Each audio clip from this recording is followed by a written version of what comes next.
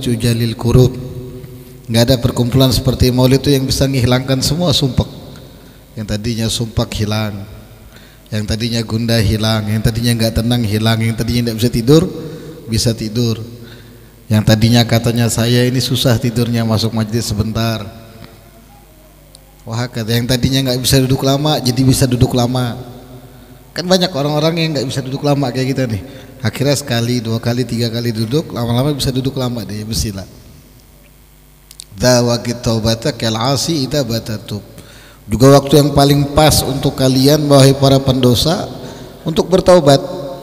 Dawaqit taubata ya syarid idza batau. Begitu juga waktu yang paling pas wahai orang yang selama ini sudah kelewat jalur dari jalur semestinya, sudah keluar dari jalur hak, itu waktu yang paling tepat kamu untuk kembali. Da jami' la syakka tughfar bih jami'udz dzunub, kata Habib Ali. Perkumpulan seperti ini tidak diragukan lagi. Allah hapuskan semua dosa insyaallah, amin ya rabbal alamin. Makanya paling sedikit yang didapat orang yang terbiasa hadir dari majlis ke majlis, majlis ke majlis, dengarkan maulidnya tapi bukan datang pas aminnya, atau bukan datang pas mau taqabbalallahu minkum baru muncul, atau datangnya duduk di luar nggak dengerin maulid, asik ngerokok. Nah, bukan yang datang duduk dengerin. Paling enggak yang dia dapatin itu apa? Dibersihkan hatinya sama Allah. Makanya Habib Umar juga dalam maulidnya beliau mengatakan billahi karir dzikra wasfi Muhammadin kaimatuziha anil gulubi arrona. Demi Allah, kata Habib Umar, terus ulang-ulang penyebutan sifat-sifat Nabi Muhammad, cerita-cerita tentang Nabi Muhammad. Nanti itu bisa apa? Bisa menghilangkan, membersihkan noda karat yang ada di dalam hatimu. Itu minimal. Dari situ dia nanti bisa mulai terbiasa untuk husnudzon, memandang orang lain lebih mulia dari dirinya, memandang kehinaan hanya ada pada dirinya. Nah, itu hasil daripada perkumpulan semisal maulid ini. Nah, kita lanjutkan sedikit karena sudah yang keempat. Radhiyallahu ankum, apa yang disampaikan Imam Ghazali dalam kitab Ayyuhal Walad bil Hujjatul Islam, Abu Hamid Muhammad Ghazali rahimahullah taala, nafa'allahu bi dan amin la anqal warabi'. Sekarang kita masuk yang keempat. Keempat yang harus kita laksanakan, kata beliau. Kan ada 4 perkara yang hendaknya kita laksanakan dalam kehidupan sehari-hari, yang hendaknya kita perhatikan, yang kita kerjakan. Yang terakhir beliau sudah nyampaikan, kalau kita belajar maka carilah ilmu yang bisa ngejaga hati, yang tidak membuat kamu sombong, yang tidak menjadikan kamu ini berbangga diri, yang tidak merendahkan orang lain, yang tidak membuat hatimu kotor, dan seterusnya. Sampai untuk urusan yang ketiga itu beliau agak panjang nasihatnya. Nah, sekarang kita masuk yang keempat. Allah tajma'a, kata beliau, janganlah kamu mengumpulkan minat dunia, daripada harta dunia, aktsar min kifayati sanatin, lebih banyak daripada kecukupan kamu dalam setahun. Kama kan Rasulullah SAW yu'idu dzalika ibad hujurati wa qala Allahumma jal quta ali Muhammadin kafafa. Nah, jadi jangan melebihkan harta yang kamu kumpulkan itu lebih untuk dari setahun. Maksudnya gimana sih? Yang ngamalkan ini saya pernah dapati itu di Hadramut di Tarim. Jadi ada satu orang, kita anggap saja kita sebut namanya Asrul, orang soleh min sholihin di Tarim sana. Dia kerja, hampir-hampir dia nggak pernah terlihat di majelis, paling sholat 5 waktu ke masjid. Tapi setelah 1 tahun atau dia dapat uang yang cukup untuk hidup 1 tahun, dia berhenti kerja. Dia fokus untuk benahi rumah tangganya. Artinya membenahi itu maksudnya dia belajar sambil mengamalkan, kemudian dia bawa refreshing istrinya. Walhasil intinya cukup untuk kebutuhan setahun. Refreshing orang Tarim itu bukan, jangan kita bayangkan kayak kita yang ke mall. Refreshing mereka nanti dibawa ziarah ke Zambal, dibawa ziarah ke Husaisah, begitu loh. Itu. Jadi orang-orang saleh ini, mereka para ahlullah, mereka ini dikelilingi dengan dunia, tapi yang mereka pakai hanya yang mereka butuhkan.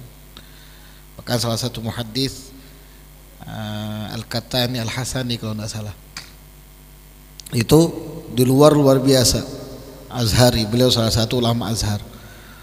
Di luar tuh luar biasa, orang mengira rumahnya besar, mobilnya mewah.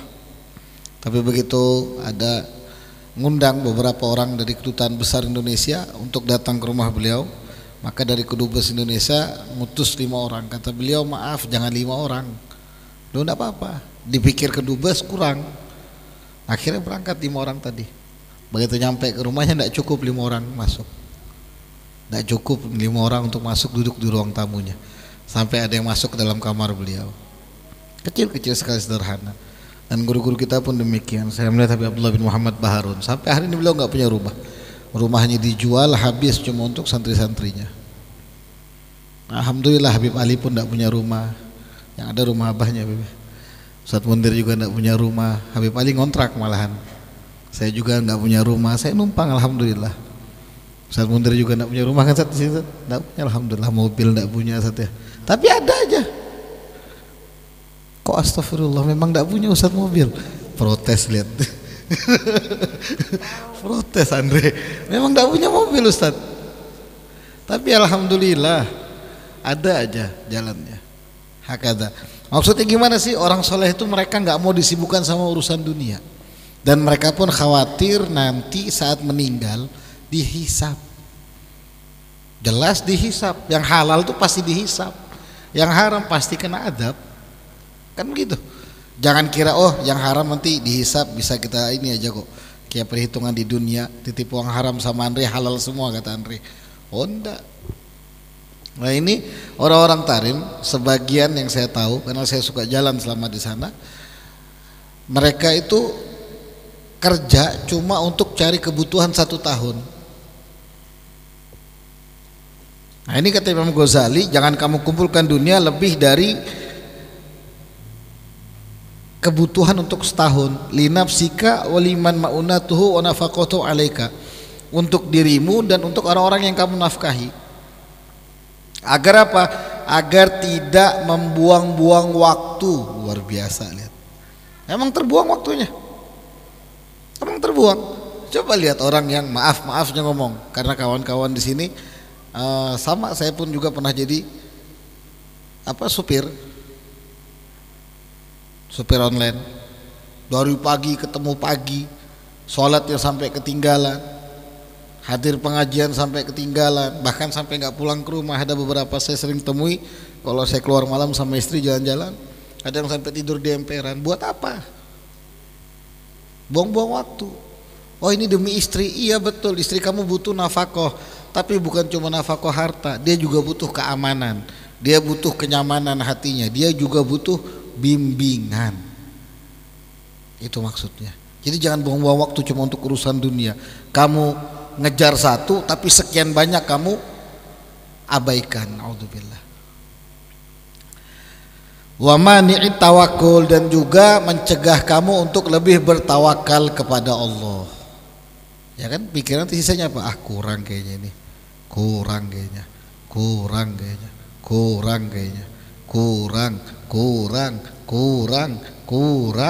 Hilang yang namanya alhamdulillah. Apalagi kadang maaf nggak niat nyindir sama sekali. Teman-teman yang sering bilang kurang tapi nongkrong di pinggir jalan sambil ngopi, makan, kemudian nyemil, pesan kentang goreng, habis itu ada sosisnya atau mix platter katanya, ngopi sambil rokoknya. Wah gajiku kurang ya. Dia tidak sadar dia lagi ngebuang-buang uang. Maaf saya katakan ini buang-buang uang karena ini bukan makanan buat dia. Orang Indonesia itu makannya apa? Nasi. Nggak ada yang makan kentang, nugget, enggak. Rata-rata orang makan nugget pakai nasi. Apalagi habis ini rame pulang dari sini nih, entah singgah di manakah. Tapi jangan sampai bilang kurang, tapi bilang alhamdulillah. Nah, ini orang kalau sudah kesibukan nyari untuk lebih daripada kebutuhannya, itu nanti dia terhalang daripada yang namanya tawakal kepada Allah. Akhirnya dia was-was. Dari was-was tadi mulai makin ragu, masa iya sih, jangan-jangan besok saya nggak bisa makan lagi, jangan-jangan besok saya jangan-jangan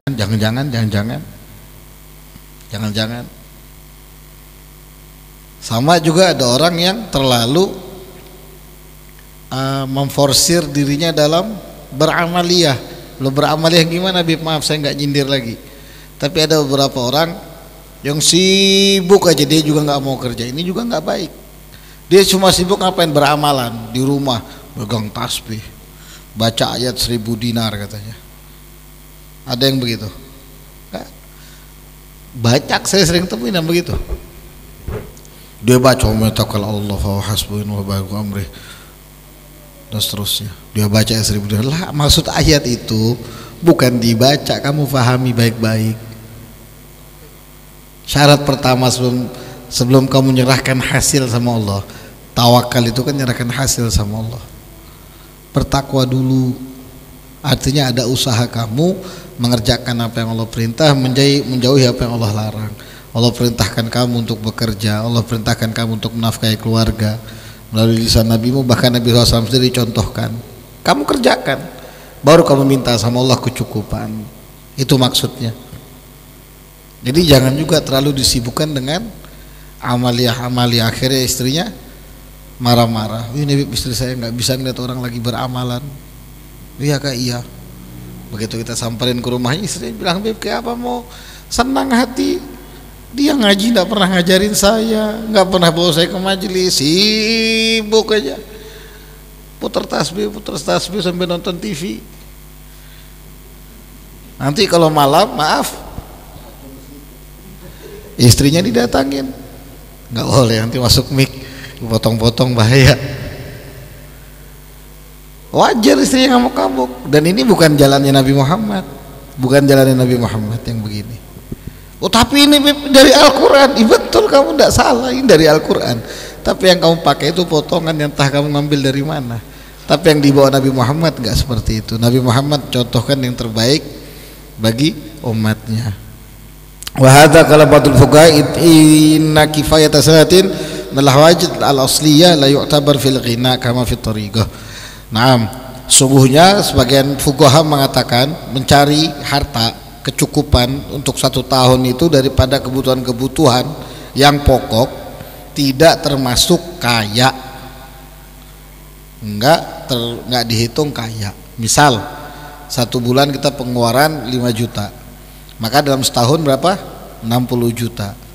Ini kebutuhan wajib saja untuk makan pokok, listrik, air dan sebagainya.